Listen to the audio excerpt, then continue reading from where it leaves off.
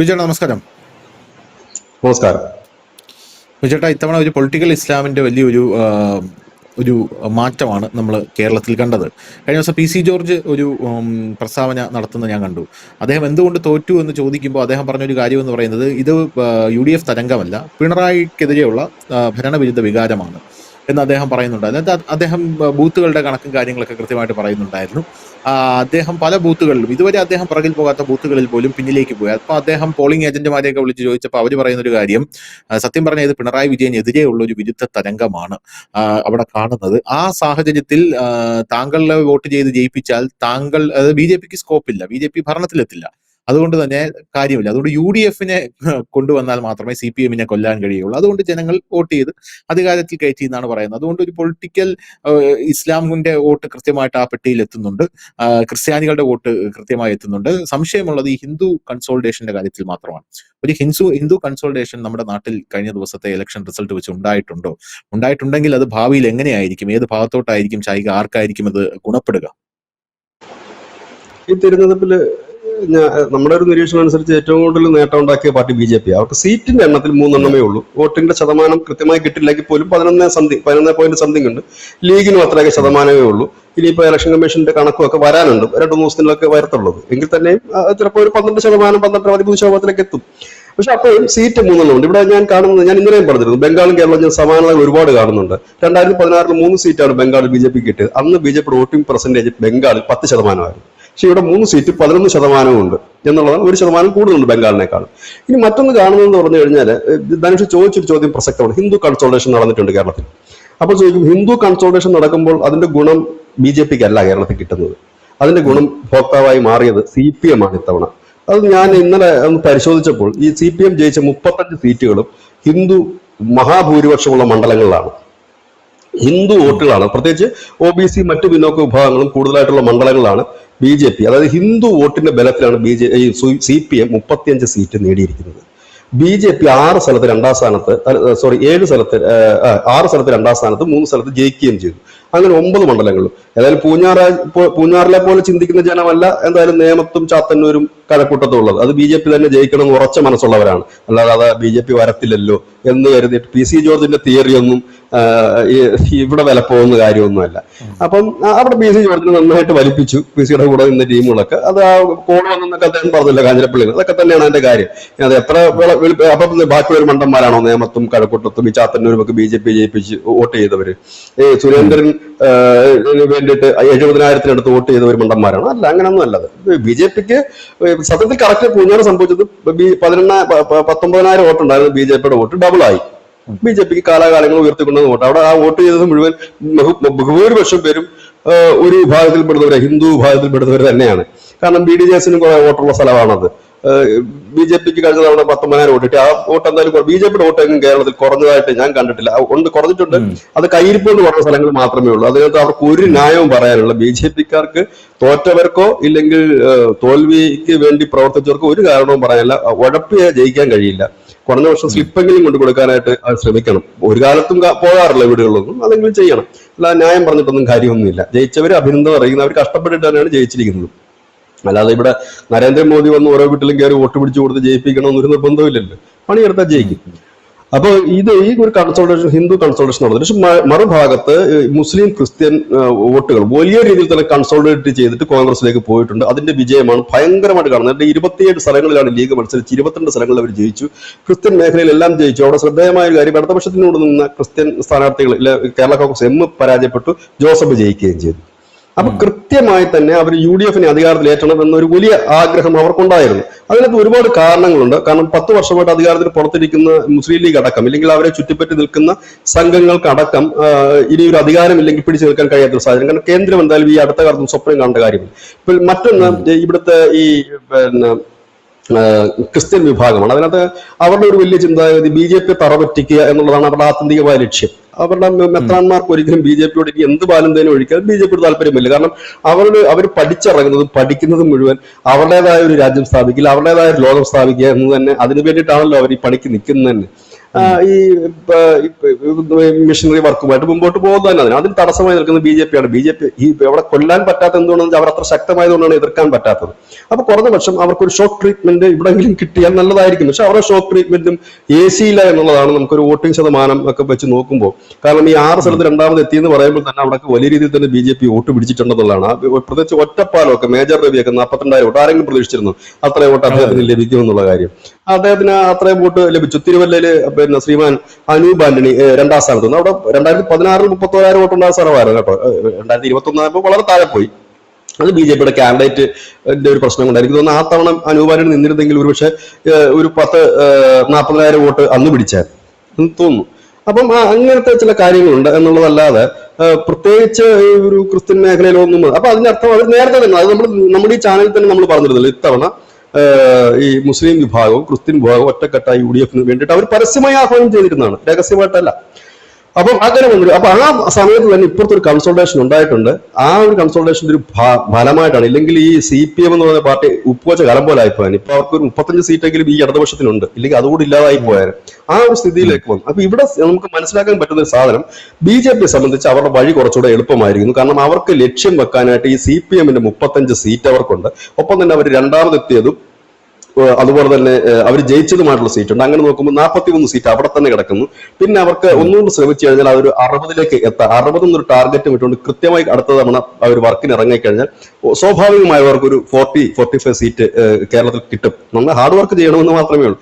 അല്ലാതെ വീട്ടിൽ കിടന്ന് ഉറങ്ങിക്കഴിഞ്ഞാൽ വോട്ട് കിട്ടത്തില്ല. അപ്പം അതിനൊരു വലിയ കളം ഒരുങ്ങിയിട്ടുണ്ട്. മറ്റൊന്ന് ഒന്നെന്ന് പറഞ്ഞാൽ ഇപ്പൊ ഈ വരാൻ പോകുന്ന ഒരു സർക്കാർ എന്ന് പറഞ്ഞാൽ നമുക്കറിയാം, നമ്മൾ ഇതുവരെ കാണാത്ത. അപ്പൊ എല്ലാവരും ചോദിക്കും നിങ്ങൾ ഈ 10 വർഷമായിട്ട് പിണറായി വിമർശിച്ചിട്ടില്ലെന്ന്. പിണറായിയുടെ ഭരണപരമായ പരാജയങ്ങൾ നമ്മൾ വിമർശിച്ചിട്ടുണ്ട്. പക്ഷെ പിണറായിയുടെ ഇടയിലേക്ക് ഈ വലിയ രീതിയിൽ പ്രത്യക്ഷത്തിലുള്ള വർഗീയതയെ ഒരു പരിധിവരെയൊക്കെ തടയാൻ പിണറായി കഴിഞ്ഞിട്ടുണ്ട്. ഇത്തവണത്തെ അങ്ങനെയല്ല. ഇത്തവണ സംഭവിച്ചെന്താണെന്ന് വെച്ചാൽ ആ ഇടതുപക്ഷത്തിനും ആ അപകടം തിരിച്ചറിഞ്ഞിട്ടുണ്ടെന്ന് ഞാൻ മനസ്സിലാക്കും. തിരിച്ചറിഞ്ഞാൽ അവർക്ക് കൊള്ളാം. ഇത്രയും നാള് ഈ ഇടതുപക്ഷത്തിന്റെ പുതപ്പിനടിയിൽ കിടന്നുറങ്ങിയ അവരുടെ ഒരു വോട്ട് ബാങ്ക് ഉണ്ട്, മുസ്ലിം വോട്ട് ബാങ്ക്. SDP, PDP, പിന്നെ ഈ പറഞ്ഞ പോപ്പുലർ ഫ്രണ്ട്, ജമാഅത്ത് ഇസ്ലാമി, പിന്നെ മതേതരത്വ മുസ്ലിം എല്ലാവരും ഉണ്ടായിരുന്നു. കൃത്യമായിട്ട് വോട്ട് വന്നപ്പോഴത്തേനും ഇതെല്ലാം കൂടെ ഇറങ്ങിപ്പോയി കൈപ്പത്തിക്ക് കുത്തി. അതാണ് തോറ്റത്. അതിനകത്ത് വേറെ എക്സ്പ്ലനേഷൻ ഒന്നുമില്ല. ഹിന്ദു കൃത്യമായിട്ട് തന്നെ CPM വോട്ട് ചെയ്തിട്ടുണ്ട് പലയിടത്തും. ആ വോട്ട് കൃത്യമായി തന്നെ CPMന്റെ പെട്ടിയിലും വീണിട്ടുണ്ട്. അത് CPM അറിഞ്ഞില്ല എങ്കിൽ CPMന് കാത്തിരിക്കുന്നത് വൻ പടുകുഴിയായിരുന്നു. നമ്മുടെ K. സുരേന്ദ്രൻ പറയുന്നത് അറബിക്കടലിൽ ഒഴുക്കും. അതാണ് സംഭവിക്കുന്നത്. അതാണ് ഇവിടെ സംഭവിച്ചിരിക്കുന്നത്. വളരെ ക്ലീൻ ആയിട്ട് തന്നെ നമുക്ക് പറയുന്നത് ഒരു മടിയുമില്ല. കാരണം ഇത്രയും നാൾ ഇവർ മതേതരത്വം പറഞ്ഞതിനെ കൂട്ടുകൊണ്ട് നിർത്തി അവസരം വന്നപ്പോൾ അവർ കൃത്യമായി തന്നെ ഇറങ്ങിപ്പോയി വോട്ട് ചെയ്തു. കാസർഗോഡ് നമ്മളത് കണ്ടു, മഞ്ചേശ്വരത്ത് നമ്മളത് കണ്ടു, എല്ലാവരും നമ്മളത് കാണുന്നുണ്ട്, കൃത്യമായി തന്നെ കാണുന്നുണ്ട്. അമ്പലപ്പുഴയിൽ ഇടതുപക്ഷത്തിന്റെ കൂടെ H. ഇസ്ലാമിനെ വിജയിപ്പിക്കുന്ന ഒരു വലിയ വിഭാഗം മുസ്ലിംസ് ജിസുകാർ വോട്ട് ചെയ്തെന്നാണ് ഇപ്പൊ പുറത്തു വരുന്ന വിവരം. അങ്ങനെയൊക്കെ സംഭവിച്ചിട്ടുണ്ട്. അതായത് അവർക്കൊരു ലക്ഷ്യം ഉണ്ടായിരുന്നു, ഒരു അജണ്ട ഉണ്ടായിരുന്നു. ആ അജണ്ട അവർ കൃത്യമായി തന്നെ നടപ്പാക്കി എന്നുള്ളതാണ്. അപ്പോൾ ഈ ഇത്രയും നാൾ ഹിന്ദു വിരുദ്ധ പ്രവർത്തനം നടത്തി വന്ന CPMന് ഇനി പെട്ടെന്നൊരു ട്വിസ്റ്റ് ഉണ്ടാകുക എന്ന് പറഞ്ഞാൽ സംഭവിക്കാൻ സാധ്യതയില്ല. കാരണം ഇപ്പൊ ഈ ഭരണം വരുന്നു, ലീഗിന് വലിയ പ്രാതിനിധ്യമുണ്ട്, ജമാഅത്തെ ഇസ്ലാമിക്ക് വലിയ പ്രാതിനിധ്യമുള്ള ഒരു ഭരണമാണ് ഇപ്പൊ കേരളത്തിൽ വരുന്നത്. അല്ലാതെ 101% പ്യുവറായിട്ടുള്ള കോൺഗ്രസ് ഭരണമല്ല വരുന്നുണ്ട്. അതിനെ എത്രത്തോളം CPM ഡിഫെൻഡ് ചെയ്യും എന്നുള്ളത് സംശയകരമായ കാര്യമാണ്. കാരണം CPMനെ സംബന്ധിച്ച് ഏതെങ്കിലും ഒരു വൺ സൈഡ് പിടിച്ച് പോകാൻ പറ്റില്ല. കാരണം ഹിന്ദുവിന് നേരെ ഒരു വിഷയം വരുമ്പോഴും, ഹിന്ദുവിന് വിഷമം ഉണ്ടാക്കുന്നു അല്ലെങ്കിൽ ഹിന്ദുവിന് ബുദ്ധിമുട്ടുണ്ടാകുന്ന ഒരു വിഷയം വരുമ്പോൾ അത് ഏറ്റുപിടിക്കാൻ CPMന് കഴിയില്ല. കാരണം അവർ മതേതരത്വം എന്ന് പറഞ്ഞൊരു മുഖം മൂടിയിട്ടിട്ടാണ് ഇവിടെ നിൽക്കുന്നത്. അപ്പോൾ സ്വാഭാവികമായി ആ ഗ്യാപ്പിലേക്ക് BJPക്ക് വളരെ ഈസി ആയിട്ട് കടന്നു കയറാൻ കഴിയും. കാരണം BJPയെ വളർത്തിയതും BJPക്ക് നിലയിൽ എത്തിച്ചിരിക്കുന്നത് ഈ 3 സീറ്റ് കിട്ടുന്നതിന് കാരണം ഹിന്ദുക്കൾ തന്നെയാണ്. അത് ക്ലിയർ ആയിട്ടുള്ള കാര്യമാണ്, വേറെ ആരുമില്ല. അപ്പൊ ഈ BJPയെ സംബന്ധിച്ച് ഈ മതേതരത്വം പറയാം, ഒരു നേരമ്പോക്കിന് പറയാം എന്നല്ലാതെ അവരുടെ ആത്യന്തികമായി മതേതരത്വം വന്നിട്ട് ഒരു കാര്യമില്ല. അപ്പം ഈ ഒരു പ്രതിസന്ധി CPMനെ വല്ലാതെ അലട്ടും. മറ്റൊരു പ്രധാനപ്പെട്ട കാര്യം ഇനി ഒരിക്കലും കേരളത്തില് ഈ ഏകകണ്ഠമായി കേന്ദ്രത്തിനെതിരെ പ്രമേയം പാസാക്കാൻ കഴിയില്ല. 140 പേരും ഒപ്പിട്ടൊരു പ്രമേയം ഇനി കേരളത്തിൽ ഉണ്ടാകില്ല. കാരണം 3 പേരുടെ കുറവ് അതിൽ ഇപ്പൊ തന്നെ ഉണ്ട്. 140-ൽ 137 പേർക്ക് ഒപ്പിടാൻ കഴിയും, 3 പേര് ഒപ്പിടില്ല. അപ്പൊ ഏകകണ്ഠമായ പ്രമേയം ഉണ്ടാകില്ല. BJP ഇറങ്ങിപ്പോയെന്നോ ഇല്ലെങ്കിൽ അവര് ബോയ്ക്കോട്ട് ചെയ്തോ ഇല്ല എന്തെങ്കിലും ആണെങ്കിൽ പോലും അത് നടക്കില്ല. അപ്പം അത് ഒന്നുണ്ട്. പിന്നെ വേറൊരു കാര്യമുണ്ട്, ഈ 35 മണ്ഡലങ്ങൾ BJPയിലേക്ക് എത്തിക്കുക എന്നുള്ള നിസ്സാര കാര്യമല്ല. അതിന് ഒരുപാട് ഹാർഡ് വർക്ക് ഉണ്ട്. അത് ശാരീരികപരമായ ആക്രമണങ്ങളൊക്കെ നേരിടാൻ മനസ്സുണ്ടെങ്കിൽ മാത്രമേ അതിൽ പ്രവർത്തിച്ചിട്ട് കാര്യമുള്ളൂ. കാരണം CPMനെ സംബന്ധിച്ച് ഈ 35 ഇടങ്ങളിൽ ആ മണ്ണവർക്ക് ചേർത്ത് നിർത്തേണ്ടത് അവരുടെ ആവശ്യമാണ്. അതിനവർ ഏതറ്റം വരെ പോകും. അത് ശാരീരികപരമായാലും മാനസികപരമായാലും അത് ഏതറ്റം വരെ പോകും. അതിനെ നേരിടാൻ പറ്റുമെങ്കിൽ മാത്രമാണ് അതിന് ഇറങ്ങിത്തിരിക്കാവുള്ളൂ, അങ്ങനെയുള്ളവർ മാത്രം. പക്ഷെ അത് ഈസി ആയിട്ട് നടക്കുമെന്ന് എനിക്ക് തോന്നുന്നു. കാരണം ഒന്നുമില്ലാത്ത കാലത്ത് ഈ ഇത്രയും ഒരു പടുകൂറ്റൻ പ്രസ്ഥാനത്തോട് ശാരീരികമായും മാനസികമായും ഏറ്റുമുട്ടി ഈ പാർട്ടി ഇവിടം വരെ എത്തിച്ചില്ലേ, ഒന്നുമില്ലാതിരുന്ന ഒരു കാലത്ത് നിന്ന്. അപ്പൊ ഇനി അത് വളരെ ഈസി ആയിരിക്കും അവിടത്തേക്ക് കടന്നു ചെല്ലാൻ എന്ന് ഞാൻ കരുതുന്നു. അതിന് ആ ഒരു മീറ്റർ പിടിച്ച് പോകണമെന്ന് മാത്രമേ ഉള്ളൂ. ഇതിനകത്ത് വെള്ളം ചേർക്കാൻ പാടില്ല.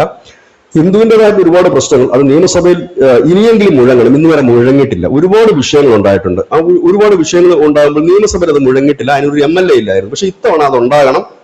കാരണം നിങ്ങളെ ജയിപ്പിച്ച് വിട്ടിരിക്കുന്നത് ഈ നാട്ടിലെ ബഹുഭൂരിപക്ഷം വരുന്ന ഒരു ഹൈന്ദവ ജനതയാണ്. അവന്റെ ഒരുപാട് വിഷയങ്ങളുണ്ട്. അത് അഡ്രസ്സ് ചെയ്യാനാണ് നിയമസഭയിൽ പോയിരിക്കുന്ന ഒരു ചിന്ത ഓരോ BJP MLAക്കും ഉണ്ടാകും എന്ന് തന്നെയാണ് വിശ്വസിക്കുന്നത്. കാരണം അതിനകത്തുള്ളവരെല്ലാം തന്നെ അതിൽ വളരെ എക്സ്പീരിയൻസ് ആണ്. ശ്രീ V മുരളീധരൻ ആണെങ്കിലും ഒക്കെ തന്നെ കുട്ടിക്കാലം മുതൽ സംഘത്തിൽ നിന്ന് ABP ഒക്കെ വന്നതാണ്. രാജീവ് ചന്ദ്രശേഖരനും അതറിയാം, BB ഗോപകുമാറിനും അതറിയാം എന്ന് നമ്മൾ പ്രതീക്ഷിക്കും. അതൊരു വലിയ സുവർണാവസരം BJPക്ക് തുറന്നു കിട്ടിയിരിക്കുന്നു. മറ്റൊന്നെന്ന് പറഞ്ഞു കഴിഞ്ഞാൽ ശരിക്കും പറഞ്ഞാൽ ഇന്നലെ തന്നെ ആടിന്റെ തലയൊക്കെ അറുത്ത് കെട്ടിത്തൂക്കി പ്രകടനമൊക്കെ നടത്തി സുരേന്ദ്രന്റെ ഫ്ലെക്സ് ബോർഡുകളും മറ്റുമൊക്കെ നാടൻ ബോംബ് ഉപയോഗിച്ച് തകർക്കുന്ന കാഴ്ചയൊക്കെ കണ്ടു. ഇതാണ് ഭാവിയിൽ തുടരാൻ നീക്കമെങ്കിൽ ഇതിനകത്തൊരു വലിയ ഒരു കാര്യം ഒളിഞ്ഞിരിപ്പുണ്ട്. കാരണം ഇവിടെ ശബ്ദം ഉയർത്തേണ്ടത് BJP ആണ്. BJP ശബ്ദം ഉയർത്തിയാൽ അത് വരും. അതല്ലാതെ അവിടെ മതേതരത്വത്തിന് മേലം കണിയേണ്ട കാര്യമേ ഇല്ല. മറ്റൊന്ന് ക്രിസ്ത്യൻ ഏകീകരണം. ക്രിസ്ത്യൻ വോട്ട് കിട്ടിയില്ല നമ്മളൊക്കെ വിലപിച്ചിട്ട് ഒരു കാര്യം. കാരണം അതിനകത്ത് കാര്യമില്ല. ഹിന്ദു വോട്ടുകൾ ആദ്യം കെട്ടിയിലാക്കണ്ടേ, അതിന്റെ ഒരു കൺസൾട്ടേഷൻ ആദ്യം ഉണ്ടാക്കിയെടുക്കണ്ടേ. അതുണ്ടാക്കിയെടുത്തിട്ടല്ലേ മറ്റുള്ള വോട്ട് കിട്ടിയില്ലെന്ന് പറയാൻ പറ്റൂ. ആദ്യം ഇതുണ്ടാക്കിയെടുക്കുക. ഇതുണ്ടാക്കിയെടുക്കുമ്പോൾ തനിയെ എല്ലാം വരും. പിന്നെ അതുപോലെ തന്നെ എനിക്ക് തോന്നുന്നത് ഈ മെത്രാന്മാരെ മറ്റുള്ളൊന്നും പോയി കാണുന്നത് ഫലമൊന്നുമില്ല. കാരണം അവര് പോയി കാണുമ്പോൾ ഒരു പക്ഷേ ഷെയ്ഖാൻ വരും വിളിച്ചിരുത്തി ചർച്ച നടത്തും എന്നുള്ളത്. കാരണം അവർക്ക് ഒരുപാട് കാര്യങ്ങളുണ്ട്, അവരുടേതായ കാര്യങ്ങൾ കേന്ദ്രത്തെ കൊണ്ട് നടപ്പാക്കേണ്ട കാര്യങ്ങളുണ്ട്.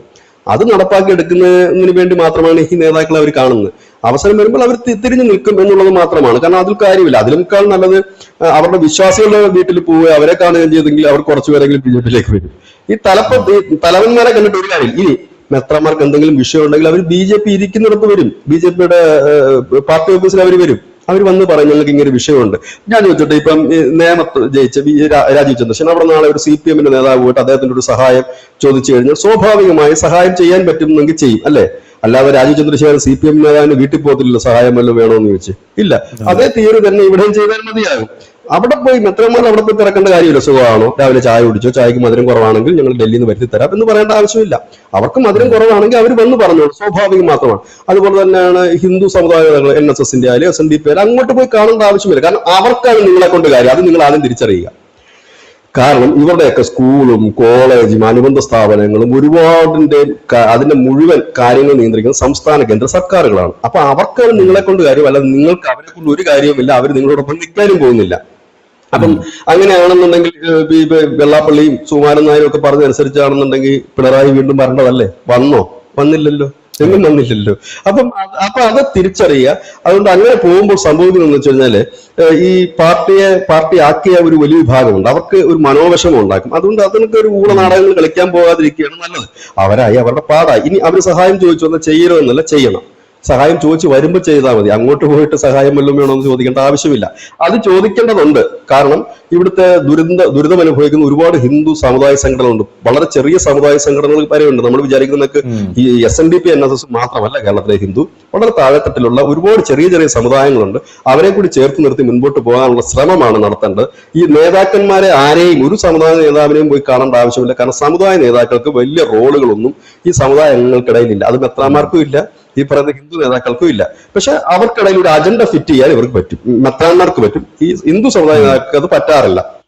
മറ്റവർക്ക് കൃത്യമായി തന്നെ ഒരു അജണ്ട ഫിക്സ് ചെയ്തും പറ്റും. ആ അജണ്ട അവർ തെരഞ്ഞെടുപ്പിന് മുൻപേ ഫിക്സ് ചെയ്തതാണ്. അത് BJPക്ക് തിരിച്ചറിയാൻ പറ്റാഞ്ഞിട്ടല്ല, അവർക്ക് നന്നായിട്ട് അത് തിരിച്ചറിയാൻ പറ്റുന്നുണ്ട്. പക്ഷെ എന്തുകൊണ്ടോ അവരുടെ കൂടെ ചിലർ നിൽക്കുന്നത് കൊണ്ടോ ഇല്ലെങ്കിൽ അവർക്ക് ആരോ ഉപദേശം കൊടുക്കുന്നത് കൊണ്ടോ ആയിരിക്കാം. അതൊരു പോളിസി അല്ല. നമ്മൾ ശക്തരാകുമ്പോൾ നമ്മളോടൊപ്പം ഒരു തിയറി ബേസിക്കലി ഉണ്ട്. അത് എല്ലായിടത്തും അങ്ങനെ തന്നെയാണ്. നമ്മളൊരു കമ്പനി വർക്ക് ചെയ്യുമ്പോൾ നമ്മൾ സ്ട്രോങ് ആണെന്നുണ്ടെങ്കിൽ നമ്മുടെ കൂടെ ഒരുപാട് പേര് വരും. അദ്ദേഹം സ്ട്രോങ് ആണ്, അദ്ദേഹത്തിന് കൂടെ നിൽക്കാം എന്ന് കരുതിയിട്ട്. അങ്ങനെയാണ് ഓരോ നേതാവും വളരുന്നു, പാർട്ടിയും വളരുന്നു. അത് ആദ്യം നമ്മൾ തിരിച്ചറിയുക എന്നുള്ളതാണ്. എന്തായാലും വലിയ നേട്ടം തന്നെയാണ് ഉണ്ടാക്കിയിരിക്കുന്നത്. CPMന് ഇതിൽ നിന്ന് കരകയറുക അല്പം പ്രയാസകരമായ കാര്യമാണ്. അതിന്റെ കാരണം എന്താണെന്ന് ചോദിച്ചു കഴിഞ്ഞാൽ പഴയതുപോലെ കോൺഗ്രസ് CPM അഡ്ജസ്റ്റ്മെന്റ് ഇനി കേരളത്തിൽ നടക്കില്ല. ഈ പ്രത്യേകിച്ച് നിയമസഭയിൽ ഒട്ടും നടക്കില്ല. അവരുടെ അഴിമതി കാണുമ്പോൾ ഇവിടെ കണ്ണടയ്ക്കുക, ഇവിടുത്തെ കാണുമ്പോൾ അവിടെ കണ്ണടയ്ക്കുക. ഈ അഡ്ജസ്റ്റ്മെന്റ് രാഷ്ട്രീയത്തിൽ കുറച്ചൊക്കെ തടയാൻ ഈ 3 പേർക്ക് കഴിയും. രണ്ടാമത്തെ കാര്യം എന്ന് വെച്ചാൽ ഈ ഹിന്ദു വിഷയങ്ങൾ ഉയർന്നു വരുമ്പോൾ ഇനിയിപ്പോൾ വൺ സൈഡ് മാത്രമായ ഒരു മതേതരത്വമില്ല. കാരണം ഇവിടെ ഈ വിഷയങ്ങൾ അഡ്രസ്സ് ചെയ്യാനും കൂടെ ആൾക്കാരുണ്ട് എന്നുകൂടി മനസ്സിലാക്കണം. ഇവിടെ CPM തൃശങ്കുവിലായി നിൽക്കുകയാണ്. കാരണം അവരുടെ കൂടെ പുതപ്പിനടിയിൽ കിടന്നവന്മാരെല്ലാം കൂടെ തിരിഞ്ഞു പോയി കഴിഞ്ഞിരിക്കുന്നു. ഇനി ഉള്ളവരെ പിടിച്ചു നിർത്താനാണെങ്കിൽ അവരുടെ സ്ട്രാറ്റജി മുഴുവൻ മാറ്റേണ്ടി വരും. ഇതുവരെ പറഞ്ഞുകൊണ്ടിരുന്നതെല്ലാം വിഴുങ്ങണം. വിഗ്രഹങ്ങൾ തകരട്ടെ എന്നും വിപ്ലവം ജയിക്കട്ടെ എന്നൊക്കെ പറഞ്ഞാൽ ആ ഒരു മുദ്രാവാക്യമേ മാറ്റി വെക്കണം. കൃത്യമായി തന്നെ ക്ഷേത്രങ്ങളിലൊക്കെ ഇനി മുതൽ കാണാൻ പറ്റും ഇവർക്ക്. കാരണം ക്ഷേത്ര കമ്മിറ്റി കാണാൻ പറ്റും, കുറിയിടുന്ന സഖാക്കളെ കാണാൻ പറ്റും. ഇനിയിപ്പോ കുറച്ചുകൂടെ സോഫ്റ്റ് ഹിന്ദുത്വത്തിലേക്ക് വരും. പക്ഷെ സോഫ്റ്റ് ഹിന്ദുത്വത്തിലേക്ക് വന്നാലും പിടിച്ചു നിൽക്കുക പ്രയാസകരമാണ്. കാരണം ഇവര് നീലക്കുറുക്കനാണ് എന്നുള്ള കാര്യം കേരളത്തിലുള്ള ഹൈന്ദവ ജനതയ്ക്ക് കൃത്യമായി തന്നെ അറിയാം. അപ്പൊ അതുകൊണ്ട് അവർക്ക് അതിലേക്ക് വരാൻ പറ്റും. പക്ഷെ കുറച്ചെങ്കിലും അവർക്ക് നിലനിർത്തണമെന്നുണ്ടെങ്കിൽ ഈ ഒരു രീതിയിലേക്ക് പോവുക എന്നുള്ളത് മാത്രമാണ്. അവരിപ്പോ പല പോസ്റ്റുകളും ഇടുന്നുണ്ട്, ഞങ്ങൾക്ക് തോൽവി ഒരു പ്രശ്നമല്ല, വെറുതെയാണത്. അവർ ഇന്ന് വരെ ഈ പാർട്ടി രൂപീകരിച്ചതിന് ശേഷം അവർക്ക് വളരെ നാളൊന്നും അണ്ടർഗ്രൗണ്ടിൽ ഇരിക്കേണ്ടി വന്നിട്ടില്ല. അവര് അധികം വൈകുന്നതിന് മുമ്പ് കേരളത്തിലാണ് അവർ ആദ്യം ഭരണം പിടിക്കുന്ന ഒരു സംസ്ഥാനം. അപ്പോ അങ്ങനെ ഒരുപാട് സ്ഥലത്ത് ഭരിച്ചും എല്ലാവിധ ഈ ഭരണത്തിന്റെ ആനുകൂല്യവും പേര് ജീവിച്ചിരുന്നവർ തന്നെയാണ് അവർ. അവർക്ക് ഈ പരാജയം താങ്ങാൻ കഴിയില്ല. നേരെ മറിച്ച് BJPക്ക് 0 സീറ്റ് ആണെങ്കിൽ പോലും അവർക്കത് താങ്ങാൻ കഴിയും. കാരണം അവർ തോറ്റു വന്നവരാണ് എന്നുള്ളത് കൊണ്ട് തന്നെ അവർ മാനസികമായി തോൽവിയെ ഏറ്റുവാങ്ങാൻ പ്രാപ്തരായ ഒരു മനസ്സുള്ളവരാണ്. അപ്പൊ അവർക്ക് ജയിക്കുക എന്നുള്ളത് സന്തോഷം മാത്രമുള്ള ഒരു കാര്യമാണ്. ഏതായാലും BJP സംബന്ധിച്ച് ഒരു വലിയ സുവർണാവസരമാണ്. രാജീവ് ചന്ദ്രശേഖർ മുൻപോട്ട് വെച്ച ഒരു ആശയം, അദ്ദേഹത്തിന്റെ ഒരു സ്ട്രിക്ട്നെസ് വളരെ കൃത്യമായി തന്നെ പലയിടത്തും ആ പാർട്ടിയെ കൊണ്ടുപോകാൻ കഴിഞ്ഞിട്ടുണ്ട്. പിന്നെ മുറിവുറുപ്പ് എല്ലായിടത്തും ഉണ്ടാകും. കാരണം വലിയൊരു രാഷ്ട്രീയ പാർട്ടി ആകുമ്പോൾ സ്വാഭാവികമായി തന്നെ അവിടെ ഇവിടെയൊക്കെ ചില പൊട്ടലും ചുറ്റിലും എല്ലാവരെയും സുഖിപ്പിച്ചും സന്തോഷിപ്പിച്ചും നമ്മൾ ഒരു വീട് പോലും കൊണ്ടുപോകാൻ പറ്റില്ല. നമ്മുടെ വീട്ടിൽ ഒരു 4 പേരുണ്ട്, 4 പേരെ ഒരേപോലെ നമുക്ക് ഒരിക്കലും കൊണ്ടുപോകാൻ കഴിയില്ല. അപ്പം അതിനകത്ത് പല അഭിപ്രായ വ്യത്യാസങ്ങളുണ്ടാകും, പല ഇഷ്ടക്കുറവുകളുണ്ടാകും, പല ചേർച്ചക്കുറവുകളുണ്ടാകും. അത് വീട്ടിൽ ഒരു മൊന്ത മേടിച്ചാൽ പോലും അതുണ്ടാകും. അപ്പൊ പിന്നെ സ്വാഭാവികമായും ഇപ്പൊ കേരളത്തിൽ 21 ലക്ഷം പേരുള്ള ഒരു പാർട്ടിയിൽ ഉണ്ടാകത്തില്ലെന്ന് പറയാൻ കഴിയത്തൊന്നുമില്ല. ഇതിനകത്ത് ആരെയും കുറ്റപ്പെടുത്തേണ്ട കാര്യമില്ല. കാരണം ഒരു വലിയ കൺസോൾട്ടേഷൻ മുസ്ലിം ക്രിസ്ത്യൻ വിഭാഗത്തിലുണ്ടായി. ആ കൺസോൾട്ടേഷന്റെ വോട്ട് ഒഴുകി, അത് CPM നിന്ന് കൂടി ഒഴുകിയപ്പോഴാണ് BJPക്ക് പലയിടത്തും കാലിടേണ്ടി വന്നത്. പാലക്കാട് അടക്കം ക്രിസ്ത്യൻസ് വോട്ടുണ്ട്. വലിയ നിർണായകമൊന്നും അല്ലെങ്കിൽ പോലും 10,000-ത്തിനടുത്ത് വോട്ട് ക്രിസ്ത്യൻസ് വോട്ടുണ്ട്. അതുപോലെ തന്നെ മുസ്ലിംസ് വോട്ട് CPM-ലുണ്ട്. അതെല്ലാം ഒഴുകിപ്പോയി ഒറ്റയടിക്ക് തന്നെ. എനിക്ക് ഏറ്റവും കൂടുതൽ ഞെട്ടൽ വന്നത് മഞ്ചേശ്വരത്താണ്. മഞ്ചേശ്വരത്ത് ഈ CPM വലിയ മറ്റേ ചെകുവരയുടെ കൊടിയൊക്കെ ഇട്ട് എപ്പോഴും റീൽസ് ഇടുമായിരുന്നു. കണ്ടോടാ കാസർഗോഡ് പിള്ളേരെ കണ്ടോടാ. ഇപ്പൊ അത് നോക്കുമ്പോൾ ആരുമില്ല, കാൽച്ചൂട്ടിലെ മണ്ണില്ല, കംപ്ലീറ്റ് ഒഴുകി പോയിരിക്കുന്നു. തെരഞ്ഞെടുപ്പ് വന്നപ്പോഴത്തേന് ഈ 41,000 സംതിങ് വോട്ടുണ്ടായിരത്തോളം തോന്നുന്നു 20,000 വോട്ടായി കുറയാന്ന് പറഞ്ഞാൽ എന്റെ പൊന്നു തനിഷ പോയൊരു പോക്ക് ഭയങ്കരമാണ്. അത് പുതപ്പിനടി കിടന്നുറങ്ങിയവനൊക്കെ കൃത്യമായ സമയം വന്ന് ഇറങ്ങി പോയി എന്നുള്ളതാണ് കൃത്യമായിട്ട് അത് കാണുന്ന ഒരു സാധനം. അത് പല മണ്ഡലങ്ങളിലും ഉണ്ട്. ഞാൻ പറഞ്ഞത് എല്ലാ മണ്ഡലങ്ങളിലും എടുത്തു നോക്കാമെങ്കിൽ ഈ ഒരു വേരിയേഷൻ കാണാൻ പറ്റും. ഹിന്ദു കൺസോൾട്ടേഷൻ ഉണ്ടാക്കാനായിട്ട് പ്രത്യേകിച്ച് നടക്കേണ്ട കാര്യങ്ങളൊന്നും തന്നെ ഇല്ല. അവരെ ചേർത്ത് പിടിക്കുക, അവരുടെ ആവശ്യങ്ങൾക്കൊപ്പം നിൽക്കുക, അവരുടെ ആവലാതി കേൾക്കാൻ ചെവി കൊടുക്കുക എന്നത് മാത്രം ചെയ്താൽ മതി. ഓട്ടോമാറ്റിക്കായിട്ട് സംഭവിക്കുന്ന ഒരു കാര്യമാണ്. കാരണം ലോകത്തെങ്ങും ഒരു കൺസോൾട്ടേഷൻ ഹിന്ദുവായിട്ട് ഉണ്ടാക്കിയിട്ടില്ല. ഹിന്ദുക്കളെല്ലാം ഒരു കൺസോൾട്ടേറ്റ് ആയിട്ട് വരികയാണ് ചെയ്യുന്നത്, ഒരു കൂട്ടമായി എത്തുകയാണ് അവർ ചെയ്യുന്നത്, ഒരു കൂട്ടത്തിന്റെ ഭാഗമായി എത്തുകയാണ് ചെയ്യുന്നത്. അതാണ് കേരളത്തിൽ സംഭവിച്ചിരിക്കുന്നത്. കേരളത്തെ സംബന്ധിച്ചോളം BJPക്ക് ഒരു വലിയ ഓപ്പണിംഗ് ആണ്. ബംഗാളുമായിട്ടാണ് ഞാൻ ഇതിനെ സമാനതകൾ കാണുന്നത്. ഞാൻ ഇന്നലെയും പറഞ്ഞു, ഇന്നും ഞാൻ പറയുന്നു.